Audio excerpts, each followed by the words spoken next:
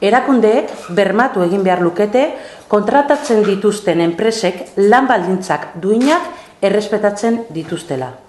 Langileriaren osasunarekin eta segurtasunarekin loturiko beteabarrak betetzen dituztela. Azken aldian, Madrilgo gobernutik langileen eskubideen kontrako neurriak inposatzen ari direnean, hemengo erakunde publikoak bai dituzte horiak ez aplikatu eta haien eragina lausotzeko zenbait erraminta. Zoritxarrez ordea, gure herrian badira 11 obra publiko langileen lan baldintza duinak bermatzen ez dituztenak. Aipatzekoak dira adibidez besteak beste, Eusko Jaurlaritza eta Bizkaiko Foru Aldundiak Foru Aldundien diru ekarpenei esker, San Mames Barria estadioaren eraikuntzan sindikatuek salatu izan duten esklabutza egoera.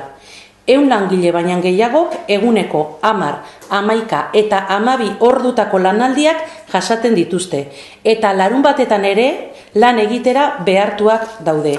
Halaber, haien soldatak Bizkaiko eraikuntza hitzarmenaren legalki ezarrita dagoena baino baxuagoak dira, ia 150 baxuagoak.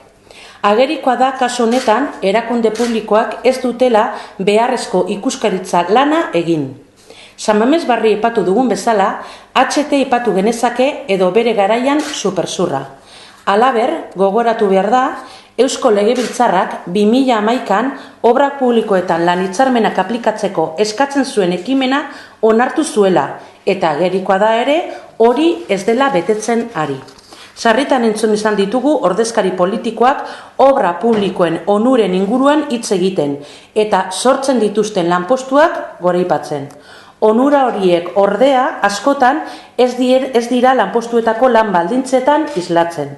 Aipagarria adibidez, 2008an geroztik HTko obran eraikitzeko lanetan 8 langile hil direla. Hori dela eta EH Bilduk langileen sindikatu ezberdinetatik norabide honetan egiten ari diren eskakizunekin bat eginik, lehendabiziko neurri moduan foru sektore publikoko obra kontratazioan hainbat alderdi sozial txertatzeko beharrezkoak diren foru oro proiektuak bultzatuko ditu, herrialdez herrialde. Eta bide horretan, Gipuzkoan EH Bilduk zuzentzen duen Foru Aldundiko kontratazioei begira, onartu den foru araua aintzindari izango da.